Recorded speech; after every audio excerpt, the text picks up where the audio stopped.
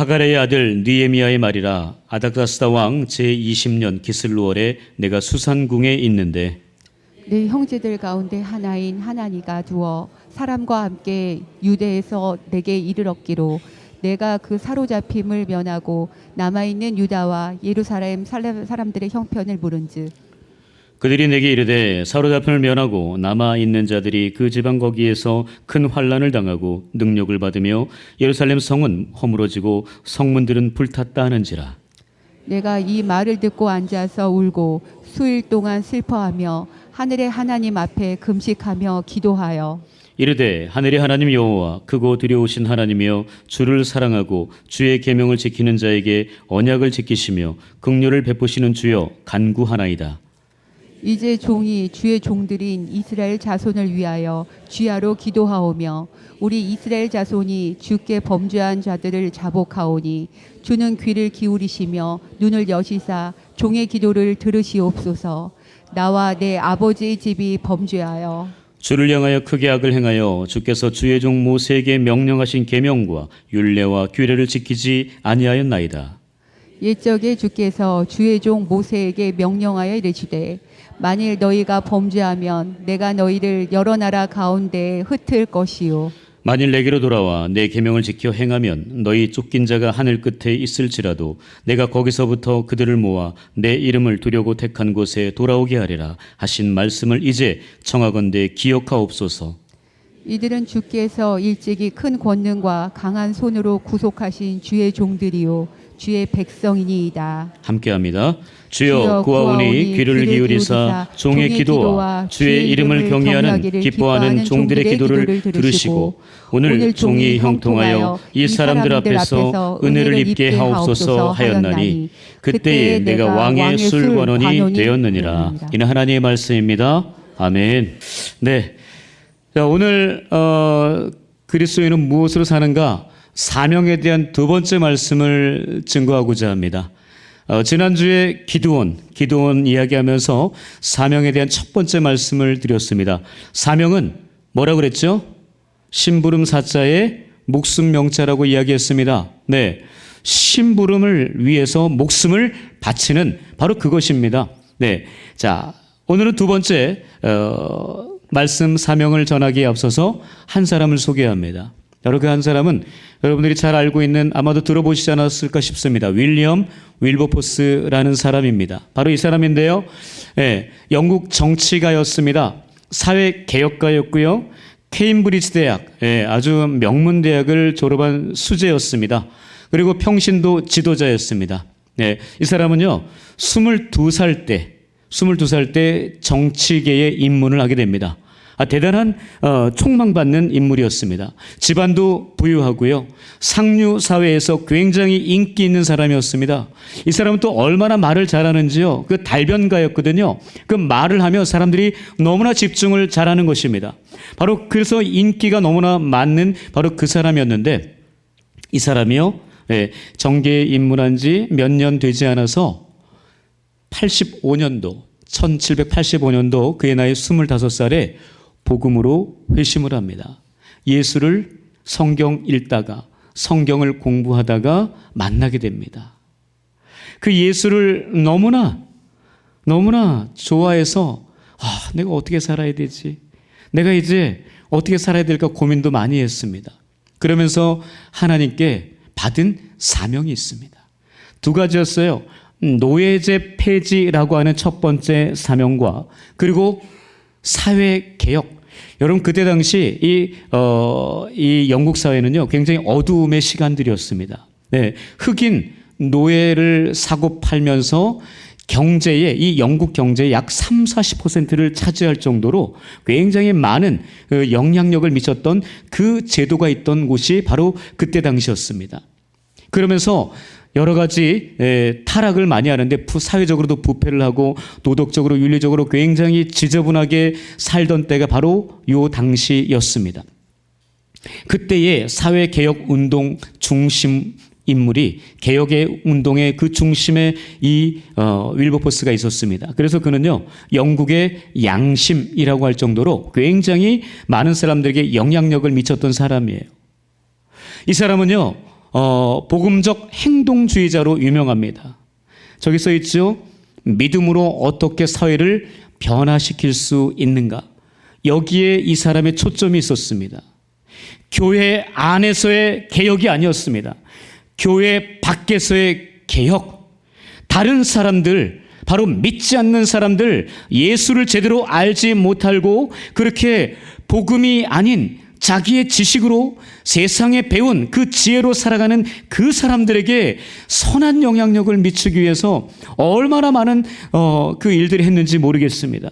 이 사람은요, 그때 당시에 어린 아이들도 일을 했거든요. 바로 굴뚝 청소하면서, 그러나 그 굴뚝 청소하면서 죽기도 하고, 여러 가지 그 노동 시간도 제한도 없고, 임금은 너무나 작게 주고, 이런 일들 보면서 이 복지에 대한, 여러 가지 그 복지에 대한 그런 것들도 이 사람이 개혁을 했던 사람이고요. 여러 가지 그 어두운 그 사회의 어떤 그런 어두운 부분들을 개혁하려고 늘 애쓰고, 또 좀 더 나은 그 사회를 만들기 위해서 정말 예수 그리스도의 그 마음을 가지고, 예수 그리스도의 그 복음을 가지고 다가섰던 사람이 바로 이 사람이었습니다. 자기의 삶의 자리에서 최선을 다해서 영향력을 미치기 위해서 얼마나 애썼는지 몰라요. 여러분, 마태복음 5장 말씀을 기억하실 겁니다. 마태복음 5장, 6장, 7장은 산상수훈이에요. 마태복음 5장에서 주님께서 말씀하셨죠. 너희는 세상에 뭐라 그랬어요? 소금이라고. 너희는 세상의 빛이라고 이야기하셨습니다. 그러면서 너희가 사람들 앞에서 착한 행실을 통해서 하나님께 영광을 돌리게 하라고 이야기했거든요. 바로 이 사람은 그 말씀 붙들고 살았던 사람이에요. 그 부패한 영국 사회를 개혁시키기 위해서, 자기가 소금의 역할을 하기 위해서 교회 밖 그 사람들 안으로 들어갔습니다. 자기가 그 어두움 속으로 들어갔어요. 그 빛의 역할을 감당하기 위해서 그는 그 사명을 받아서 살아냈던 인물이거든요. 참 멋진 인물이었습니다. 그래서 이 사람이 이제 나중에 1833년에 죽거든요.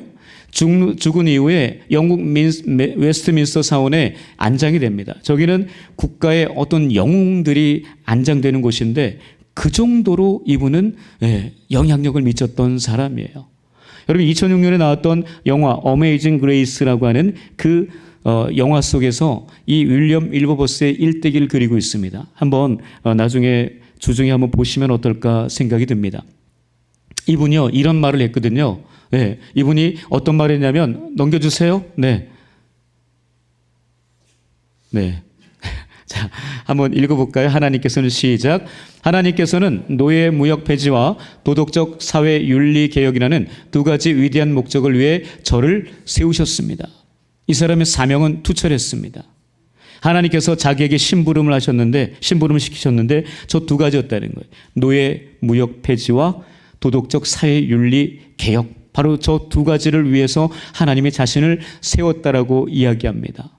그래서 자기가 그렇게 복음으로 회심을 하고 난 이후에 하나님께서 나에게 두 가지 사명을 저렇게 주셨다라고 이야기하고 있습니다. 그는 저 사명을 위해서 자기의 모든 것을 다 올인했습니다. 자기의 그 자기의 명예, 자기의 권력, 그 모든 것들을 저 두 가지 사명을 이루기 위해서 썼다라는 것입니다. 자기를 위해서 쓰지 않았습니다. 자기의 가족들을 위해서 쓰지 않았어요. 자기 함께 하고 있는 그 하인들, 흑인, 노예들, 그들을 자유롭게 해주기 위해서 얼마나 많은 애를 썼는지 모르겠습니다. 이 사람은요, 당시에 노예들이 만들었던 설탕을 먹지 않았대요.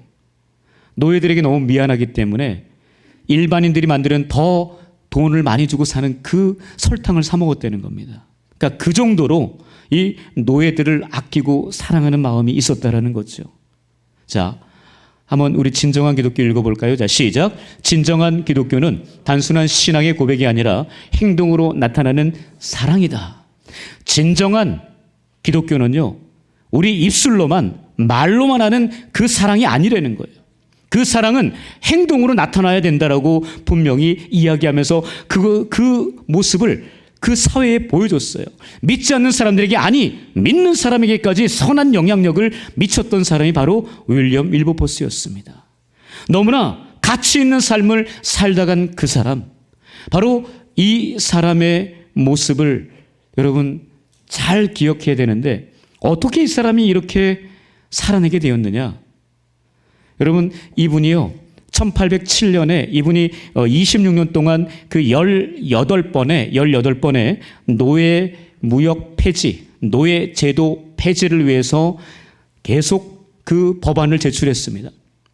26년 동안 쉬지 않고 그 일을 위해서 계속 힘쓰고 애썼다는 이야기죠. 사람들이, 여러분 그때 당시는요, 아까 얘기했지만 상류층, 그러니까 이 권력을 잡고 있는 많은 사람들이 노예가 없으면 살지 못한다. 노예를 통해서 아까 얘기했죠, 30-40%의 그 경제적 부를 지금 축적하고 있기 때문에 그것을 만약에 없애버린다면 이것은 영국 사회가 무너지는 이거 엄청난 일이기 때문에 절대 안 된다. 네가 만약에 영국을 사랑한다면, 애국심이 있다면 너 그거 얘기하지 마라. 더 이상 발의하면 안 돼. 라는 그런 여러 가지 비방, 협박, 위협, 여러 가지 많은 흑색, 거짓말 이런 것들로 굉장히 힘들었습니다. 왜요? 자기네들 지금 기득권층이 그걸 다 쥐고 있는데 그걸 버리라는 이야기입니다. 그런데도 불구하고 이 윌버포스는 거기에 굴하지 않습니다. 이것은 하나님이 만들어 놓으신 이 창조 질서를 어기는 것이다라고 이야기합니다. 영국이 지금까지 잘 버텨오고 영국이 그리고 그 이후에 축복을 더 받으려면 이 제도를 빨리 철폐하지 않으면 안 된다고 계속 부르짖었어요. 왜요? 하나님 앞에 모든 사람은 동등하다는 거죠. 흑인이든 백인이든 다 똑같다는 겁니다. 그래서 그 흑인들도 인간적인 대접을 받아야 된다는 그 이야기를 계속 이야기했습니다. 26년 동안 싸웠어요. 드디어 1807년에 노예 매매 제도가 철폐가 됩니다. 그 법안이 통과가 돼요. 정말 사람들이 다 안 될 거라고 그랬거든요. 자기 그 상류층 친구들 사이에서도 정말 그 자기 그 친구가 수상이었는데 안 된다는 거예요. 이건 도저히 안 된다. 근데 결국은 해냈습니다. 노예 매매 제도가 철폐가 됐어요. 그러나 뭐가 남았어요? 노예 제도는 남아 있었어요. 매매는 못하지만 노예 제도는 남아 있었거든요. 이것까지 없애야 된다고 계속 주장해서 여러분 결국은요, 아까 이분이 몇 년도에 돌아가셨다고요? 1833년도에 돌아가셨거든요. 여러분 그 해에 노예 제도가 완전히 영국에서 철폐가 돼요. 정말 놀라운 일이었습니다.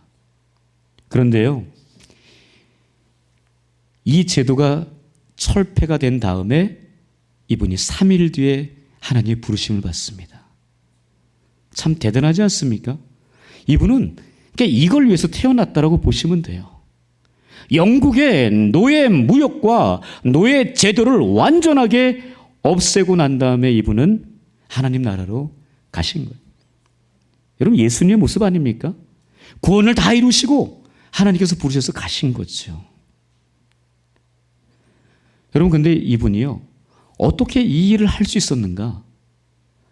한 분이 계십니다. 이분, 이게 정말 영향력을 미쳤던 한 분이 계세요. 이분 때문에 그랬어요. 어떻게 보면 이 윌버포스는요, 이분 아니었으면 그 역할 못했을 것입니다. 그 사명 못 감당했어요. 누구였느냐? 여러분 잘 알고 있는 어메이징 그레이스 찬양 존 뉴턴 목사님이셨습니다. 나 같은 주인 살리사. 여러분 이분이 과거에 뭐 했는지 아시죠? 노예무역 바로 선장이었어요. 노예 매매하는 상인이었습니다. 근데 이분이 하루를 그 노예무역선을 몰고 가는데 큰 위기, 풍랑을 만나서 배가 좌초될 위기에 처합니다. 그 좌초될 위기에 처하는데 이분이 그렇게 간절히 기도했다. 하나님 좀 살려주시라고. 그것도 하나님 믿었던 모양이에요. 노예를 사고 팔면서. 그러면서 나 정말 잘 살겠다고 그렇게 기도했대요. 그런데 이분이 누구에게 건진받는 줄 아십니까? 바로 흑인 노예들에게 건진받습니다. 그러면서 본인이 하나님 앞에 너무나 많은 회개를 했대요. 그리고 그 일을 이제 하지 않고 이제는 목회자가 돼서 내가 사람답게 살아보리라. 그러면서 목회자의 길로 가서 복음주의 목회자가 됐고요. 그리고 윌리엄 윌버포스, 아까 그 성경 공부 통해서 25살에 회심했다고 그랬잖아요. 윌버포스가 그 역할했던 분이 이분이 있어요. 그러면서요, 윌버포스가 그 고민을 했대요. 하나님, 내가 예수님을 너무 사랑하는데 나 이제 아무것도 안 하고 싶어요. 정치, 정말 그 더러운 똥물 튀기는 그곳에서 나는 더 이상 안 살고 싶어요. 나 목회할래요. 나 수도원에 들어가겠습니다. 이렇게 얘기했대요. 그런데 그 기도와 함께 그 고민을 바로 스승이었던 존 뉴턴에게 이야기했대요. 여러분, 존 뉴턴 아까 얘기했듯이 노예무역선 선장이었잖아요. 그러니까 그 모습을 너무나 잘 아는 거죠. 그가 그런 고민을 하고 내가 정치가 아닌 이제 목회자의 길로 들어서 살겠다라고 이야기할 때 그 존 뉴턴 목사님이 이런 얘기합니다. 자, 한번 읽어볼까요? 하나님은 시작. 하나님은 너를 정치의 자리로 부르셨다. 세상을 떠나는 것이 거룩이 아니라 세상 안에서 하나님을 드러내는 것이 거룩이다. 뭐예요? 야, 너 그 자리에 그냥 있어. 너가 있어야 할 곳은 수도원이 아니야. 목회의 길이 아니라 바로 정치, 바로 그 자리야. 여기에 대해서 이 윌리엄 윌버포스가 아멘하고 정말 나는 목회자의 길로 가고 싶지만 그것을 원치 않는다라고 하는 하나님의 메시지를 존 뉴턴 목사님 통해서 이야기를 듣고 그가 그대로 순종합니다. 여러분, 그래서 노예제 폐지라고 하는, 노예 매매 폐지라고 하는 이 놀라운 일을 영국 사회에서 해낸 것입니다. 아니, 한 국가를 상대로 그 일을 해낸 사람이 윌버포스였던 거예요. 얼마나 대단합니까? 이분이 만약에 목회자로 들어섰다면 그냥 한 교회 그냥 열심히 목회했다, 그걸로 끝났을 거예요. 그러나 존 뉴턴 목사님 더 큰 그림을 보신 거죠. 하나님께서 보여주신 이 윌버포스를 향해서 보여주신 그 그림을 그대로 이야기해 준 거죠. 그러므로 말미암아 윌버포스가 그런 놀라운 일들을, 그 사명을 감당하게 되었던 거죠. 여러분, 오늘 본문의 주인공은 느헤미야입니다. 여러분, 느헤미야도 윌버포스처럼 평신도 지도자였습니다. 목회자 아니었어요. 제사장 집안 아니었습니다. 선지자 집안 아니었습니다. 포로 2세였어요. 여러분, 이스라엘 나라가 바벨론에게 멸망하고 포로로 끌려갔어요. 1차 포로, 2차 포로, 3차 포로 끌려갔어요. 거기에서 나음을 당한, 거기서 태어난 사람이 바로 느헤미야였습니다. 느헤미야, 바로 그 포로 민족의 한 민족이었지만 거기에서 여러분 아닥사스다 왕, 여러분 그 바벨론에게 멸망했지만 바벨론도 나중에 누구에게 멸망해요? 페르시아, 바사에게 멸망하거든요. 그 페르시아 왕이었던 바로 아닥사스다 왕, 그때의 왕의 술관원이었다고 이야기합니다. 본문 11절에 술관원이었다고 이야기하죠. 왕의 술관원이라고 하면은요, 왕과 함께 음식을 나누면서 그 왕이 먹는 모든 음식에 뭐가 독이 들어있나 안 들어있나 이런 것들을 확인하고 그렇게 대화하면서 가장 측근 중에 측근의 역할을 했던 사람이 왕의 술관원입니다. 얼마나 영향력 있는 사람이었겠습니까? 바로 그 느헤미야가 사명을 감당하는데 오늘 본문의 제목처럼 그리스도는 무엇으로 살아가야 하는가? 두 번째, 사명인데요. 그 사명을 어떻게 감당했는지를 살펴봐야 됩니다. 자, 첫 번째, 그리스도는 무엇으로 사는가? 사명으로 살아야 되는데 첫 번째입니다. 자, 한번 읽어볼까요? 시작. 사명으로 사는 사람은 관심과 눈물이 있습니다. 사명으로 사는 사람은 관심과 눈물이 있어요. 자, 본문 2절 3절에 함께 읽겠습니다. 내 형제들 가운데 하나인 하나니가 두어 사람과 함께 유다에서 내게 이르렀기로 내가 그 사로잡힘을 면하고 남아있는 유다와 예루살렘 사람들의 형편을 물은즉 그들이 내게 이르되 사로잡힘을 면하고 남아있는 자들이 그 지방 거기에서 큰 환난을 당하고 능욕을 받으며 예루살렘 성은 허물어지고 성문들은 불탔다 하는지라. 여러분, 사명을 잘 감당하려면요, 사명으로 사는 사람들은 관심과 눈물이 있어야 되는데 이 느헤미야가 바로 그랬습니다. 여러분, 느헤미야는 아까 말씀드렸지만 포로 2세였습니다. 그 2세의 모습은 다시 말하면 조국 예루살렘을 잘 모른다라는 이야기죠. 그냥 어머니 아버지로부터 그 조국에 대한 이야기를 들었을 뿐 실제로 거리도 있기 때문에, 여러분 요즘 뭐 비행기가 있고 뭐 배가 있고 버스가 있고 여러 교통수단이 좋기 때문에, 길도 좋기 때문에 잘 갈 수 있지만 지금은 예전에는 못 갔던 거죠.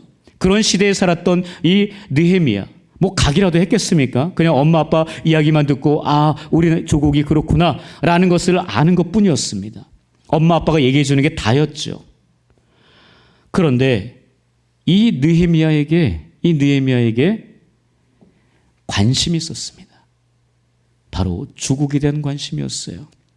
자기 동생 하나니가 예루살렘을 다녀왔어요. 그러니까 이 느헤미야는 왕의 술관원이기 때문에 어딜 가요? 갈 수가 없어요.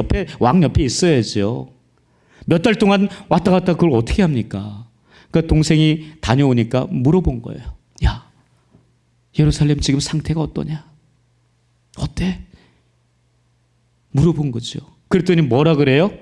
형편을 물은즉 뭐라 그래요? 그들이 내게 이르되 사로잡힘을 면하고 남아있는 자들, 지금 그 전에 그러니까 포로로 끌려온 사람들 말고 거기에 남아있는 자들, 그들이 그 지방 거기에서 큰 환난을 당하고 있대요. 능욕을 받고 있고 예루살렘 성은 그렇게 허물어져 있고 성문들은 불타고 있는 그 모습 그대로 흉물스럽게 남아있다고 합니다. 이 관심이 여러분 사명입니다. 여러분, 혹시 여러분들 가운데 가난한 사람들에게, 불쌍한 사람들에게 그 사람들 보면은 관심이 가는, 마음이 가는 분들이 계실 겁니다. 여러분, 그게 사명이에요. 여러분, 장애인들만 보면 마음이 뜨거워지고 그들을 가서 도와주고 싶은 사람이 있을 겁니다. 여러분, 그분들이 사명이에요. 그게 사명이라고. 여러분, 아이들만 보면 정말 너무나 예뻐서 그 아이들을 어떻게, 특별히 뭐 고아나 이런 아이들 보면 마음이 너무나 쓰여서 정말 어떻게 할 줄 모르는 바로 그런 마음을 가지고 있는 사람들, 바로 그분들이 그거에 대한 사명이 있는 거예요. 또 교회 안에서 새 가족들만 보면 정말 그 사람들, 새로 오는 사람들만 보면 눈이 반짝반짝거리는 바로 그 사람들, 여러분, 그 사람들 그에 대한 사명이 있는 겁니다. 봉사도 그렇고요, 주방도 그렇고요, 그렇게 운전하는 것도 그렇고요, 그렇게 그런 부분들을 가지고 관심이 있는 사람들이 바로 그것에 대한 사명이 있는 거죠. 여러분, 관심이 사명입니다. 여러분들은 무엇에 관심이 있으십니까? 여러분, 저는 원래 찬양에 관심이 너무나 많았어요. 어렸을 적부터 그렇게 노래하는 것에 너무나 관심이 많았습니다. 저는 지금도 기억합니다. 중학교 1학년 때 그분도 음악 선생님이 저랑 키가 비슷해요. 근데 그분은 한 100kg는 되시는 것 같아요. 지금 생각하면 이런 분이었습니다. 근데 노래를, 성악을 하시는 너무나 잘하시더라고. 근데 그분이 저한테 그랬어요. 야, 너 노래 참 잘한다. 그때서부터 더 많은 제가 생각을 하고 내가 노래를 더 잘해야지, 그런 마음을 제가 가졌던 것 같습니다. 그래서 교회 안에서 그렇게 찬양을 하면, 찬양을 또 들으면 그렇게 마음이 편안하더라고요. 계속 그 찬양하는데 관심이 많고, 제가 지난주에도 말씀드렸나요? 저는 그렇게 그 올레이션스 경배와 찬양, 오늘 교회에서 하는 그 찬양, 그 하스테반 선교사님이 인도하는 그 경배와 찬양에 너무나 많은 은혜를 받고 거기에서 큰 감동을 많이 받았습니다. 그러면서 교회 안에서 계속 찬양 인도자로 그렇게 살아냈고요. 저에게는 참 관심이 찬양이었습니다. 그래서 저는 늘 교회 안에서 찬양 인도자로 서는 것이 저의 사명이라고 생각했습니다. 그런데 하나님이 조금씩 바꾸시더라고요. 야, 이제 좀 목회의 길로. 그래서 제가 지금까지 이렇게 여기까지 서 있는 것입니다. 여러분, 관심이 사명이에요. 여러분, 그리고 이 눈물이라고 이야기했는데 여러분, 그 다음 부분을 보시면은요, 이렇게 이야기를 듣고 이 느헤미야가 얼마나 눈물로 하나님 앞에 나아갔는지 몰라요.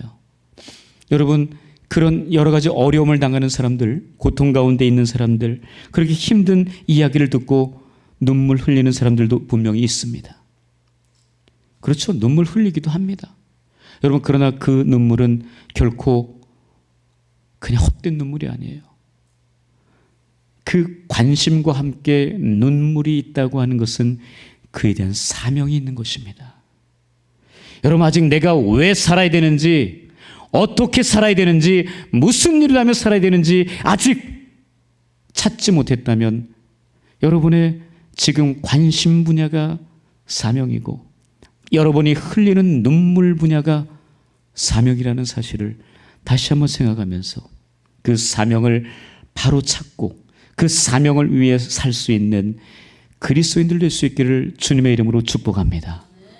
두 번째입니다. 두 번째, 한번 읽어볼까요? 시작. 사명으로 사는 사람은 기도하는 사람입니다. 자, 본문 4절 5절입니다. 시작. 내가 이 말을 듣고 앉아서 수일 동안 슬퍼하며 하늘의 하나님 앞에 금식하며 기도하여 이르되, 하늘의 하나님 여호와 크고 두려우신 하나님이여, 주를 사랑하고 주의 계명을 지키시는 자에게 언약을 지키시며 긍휼을 베푸시는 주여, 간구하나이다. 여러분, 느헤미야는요, 기도의 사람이었습니다. 여러분, 느헤미야 1장부터 13장까지 쭉 보시면은요, 1장에 특별히 오늘 보면 1절부터 11절까지가 1장이거든요. 전부 답니다. 여기에 기도라는 단어가 5번이나 반복이 돼요. 그리고 간구하나이다, 구합니다, 간절히 원합니다, 이런 단어들이 수도 없이 나타나요. 이 느헤미야는요, 하나님 앞에 이 사명을 받을 때도 그렇게 하나님으로부터, 그렇게 동생으로부터 그런 예루살렘의 슬픔과 어려움과 고난을 이야기를 듣고 거기에서부터 기도하는 이 느헤미야의 모습, 거기서 끝난 게 아니에요. 느헤미야는 사명을 받고 나서부터 계속, 아니 받기 전부터 그랬지만 받고 나서 그 일을 행하고 또 그 일 중간중간에, 그리고 그 일을 마무리하는 그 마지막 13장에서도요 기도로 끝납니다. 여러분, 느헤미야는요, 그 인생을 한 단어로 규정하면 기도라고 이야기할 수 있어요. 여러분, 예수님도 늘 기도하지 않았습니까? 늘 한적한 곳에 가서 시간 날 때마다 정말 밤이 새도록 그렇게 기도하셨던 그 주님, 겟세마네 동산에서 그렇게 눈물로 땀방울이 핏방울이 될 정도로 기도하셨던 그 주님, 늘 기도하던 분이었습니다. 사명을 감당하기 위해서 늘 그렇게 기도하던 그 예수 그리스도, 그 모습을 느헤미야가 가지고 있었던 거예요. 여러분, 느헤미야의 의미는요, 위로자입니다. 위로. 여러분, 위로 우리가 받고 싶잖아요. 여러분, 우리는 위로 받는 동시에 하나님으로부터 위로를 받고 어떻게 해야 돼요? 다른 사람들에게 그 위로를 나눠줘야지요. 여러분, 느헤미야는요, 예루살렘 백성들에게, 예루살렘 유다 나라의 위로자가 되었던 거예요. 그 사명을 감당하면서 그렇게 위로의 모습으로 당당하게 살았던 사람이 바로 이 느헤미야였습니다. 여러분, 느헤미야가 이 하나님께서 주신 그 사명을 감당하는데 단 52일밖에 안 걸려요. 가서 다 살펴보고 일을 이 땅 시작해서 마지막 딱 마치는 순간까지 52일밖에 안 걸립니다. 여러분, 그러고 난 다음에 그냥 그러고 끝낸 게 아니에요. 그 이후에 이 이스라엘 백성들, 유다 백성들이 다 헛짓거리하고 있습니다. 하나님을 잘 섬기지 않고 자기네들이 원하는 대로 악을 행하면서 그렇게 살고 있는 그 모습들을 하나하나 사회개혁을 일으킵니다.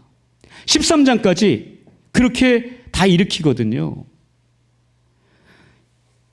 윌버포스하고 뭐가 다릅니까? 노예제 폐지를 위해서 그렇게 열심을 다하다가 다 폐지되고 그 사이에 계속 사회개혁을 위해서 힘쓰고 애쓰고 그렇게 했던 그 모습과 이 지금 느헤미야의 모습이 너무나 흡사해요. 여러분, 아까도 얘기했지만 윌버포스가 그렇게 그 노예제 폐지를 위해서 힘쓰고 애쓸 때, 법안을 제출하고 그렇게 할 때 많은 사람들이 반대하고 많은 사람들이 조롱하고 비방하고 방해했습니다. 여러분, 느헤미야가 성벽을 세울 때 수많은 사람들이 반대했거든요.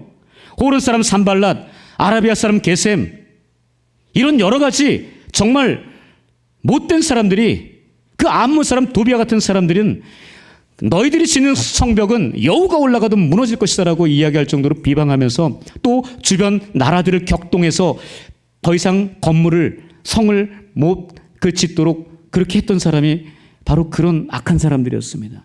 방해들이 얼마나 많았는지 몰라요. 심지어는요, 거짓 선지자라고 하는 그 사람들을 세워가지고 그 느헤미야를 얼마나 농락했는지 모릅니다. 바로 그런 위기 속에서도 느헤미야는 끝까지 버텼거든요. 끝까지 인내했어요. 포기하지 않았습니다. 여러분, 윌버포스도 바로 그 노예제 폐지 위해서 끝까지 포기하지 않았고 자기 인생 전체를 다 그렇게 드렸거든요. 여러분, 예수님은 어떻습니까? 예수님은 자기 인생 전체를 다 드리신 거 아니에요? 자기의 사명을 한 번도 잊어버리지 않았습니다. 그 사명을 위해서 주님도 끝까지 그렇게 달려가셨는데, 여러분, 우리도 그렇게 달려가야 되지 않을까요? 우리에게 주어진 사명 혹시 발견 못 하셨습니까? 발견하셔야 됩니다. 여러분들이 가지고 있는 관심, 그것이 사명이에요. 눈물이 사명이고요. 여러분들이 기도하는 그 기도 제목 모든 하나하나가 사명입니다. 여러분, 느헤미야 눈물로 금식하며 기도했어요. 하늘의 하나님 앞에 여러분 얼마나 기도했는 줄 아세요? 하루 이틀 금식하며 기도했는 줄 아십니까? 일주일 금식하며 기도했는 줄 아세요? 여러분, 4달 동안 기도했어요. 4달 동안 하늘의 하나님 앞에 금식하며 눈물로 기도했습니다. 그래서 그 놀라운 사명을 감당할 수 있었던 거예요. 여러분, 이 느헤미야는요, 기도만 하고 그냥 뭐 하나님이 알아서 하시겠지, 다른 사람이 알아서 하겠지, 이렇게 하지 않았습니다. 직접 본인이 왕의 술 관원 자리를 내려놓고 총독으로 가서 12년 동안 열심히 일했어요. 그 이스라엘 백성들과 함께 정말 그렇게 잘 훈련받지도 못한 그 사람들과 함께 그 성벽을 다시 완전하게 만들기 위해서 얼마나 애를 썼는지 몰라요. 시키기만 한 거 아니에요. 그 사람은 총독의 녹을 12년 동안 받지 않고 그 자기의 사비를 들여가지고 모든 것을 다 했던 사람이 바로 느헤미야였습니다. 얼마나 힘들었을까요? 그러나 끝까지 인내했습니다. 끝까지 버텨냈어요. 여러분, 윌버포스도 그 끝까지 한 거예요. 끝까지. 하나님 주신 사명은 끝까지 해야 되는 줄 믿습니다. 하다가 마는 게 아니에요.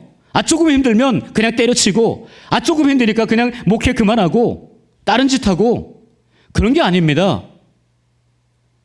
바로 끝까지 하는 거예요. 끝까지. 자기에게 주신 사명이 있으면, 여러분, 그것을 깨달았으면 끝까지 하십시오.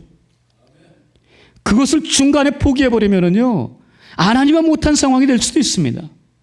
여러분, 주님이 중간에 포기했다면 어땠을까요? 느헤미야가 중간에 포기했다면 어땠을까요? 윌버포스가 중간에 포기했다면 어땠을까요? 노예제 폐지 안 됐어요. 우리의 구원 이루어지지 않습니다. 성벽 완공 못했어요. 여러분, 바로 끝까지 해야 되는 겁니다. 중간에 포기하고 더 좋은 곳으로 세상 사람들이 원하는 곳으로 가는 것이 아닙니다. 하나님의 사명 주셨다면 그 사명 붙들고 그 사명에 목숨 걸고 그 사명을 위해서 살아가야 되는 그런 모습이 우리 가운데 다시 한번 회복될 수 있기를 주님의 이름으로 축복합니다. 아멘. 여러분, 사명이란 찬양을 저는 참 좋아합니다. 그 사명이란 찬양, 주님이 홀로 가신 그 길 나도 따라가오. 1부 때는 부르지는 않았는데요, 우리 같이 함께 좀 한번 불러보면서 우리 도전을 받고 이 찬양을 통해 다시금 나의 사명을 깨닫고 주님 모습 기억하고 그렇게 우리 마음을 우리 주님께 드릴 수 있기를 바랍니다. 우리 함께 찬양하겠습니다.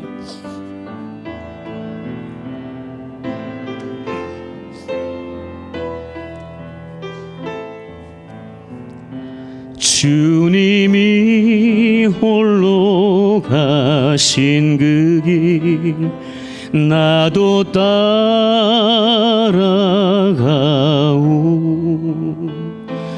모든 물과 피를 흘리신 그 길을 나도 가오. 험한 산도 나는 괜찮소. 바다 끝이라도 나는 괜찮소. 죽어가는 저들을 위해 나를 버리길 바라오. 아버지 나를 보내주오. 나는 달려가겠소.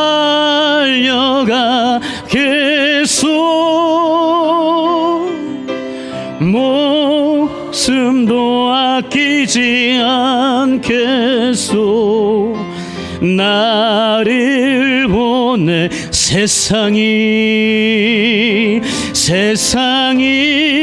나를 미워해도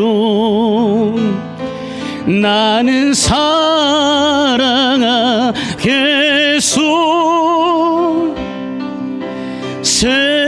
세상을 구원할 십자가 나도 따라 우리 가슴에 손을 얹고 생명을 버리면서까지 나를 사랑한 당신, 나를 사랑한 당신, 이 작은 나를 받아주오. 나도 생명을 버리면서까지, 생명을 버리면서까지 나를 사랑한 당신, 이 작은 나를 받아주오. 나도 사랑하오. 기도하겠습니다.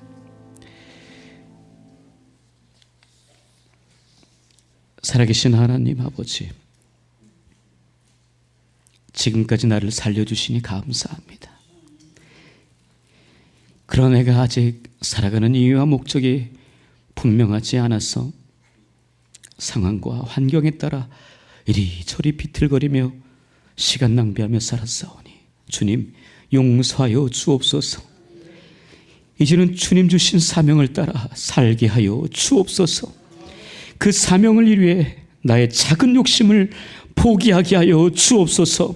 사명을 이루기 위해 대가 지불하는 것을 두려워하지 않게 하여 주옵소서. 오직 주님처럼 사명 감당하며 살게 하여 주옵소서. 믿지 않는 불쌍한 영혼들을 향하여 달려가게 하옵소서. 오직 성령께서 이끄시는 대로 살아가게 하여 주옵소서. 이제는 하나님의 미랄이 되어 죽음으로 많은 열매를 맺게 하여 주시옵소서. 오직 하나님의 영광을 위해 살게 하여 주시옵소서. 이 모든 간구 살아계신 예수님의 이름으로 기도합니다. 아멘.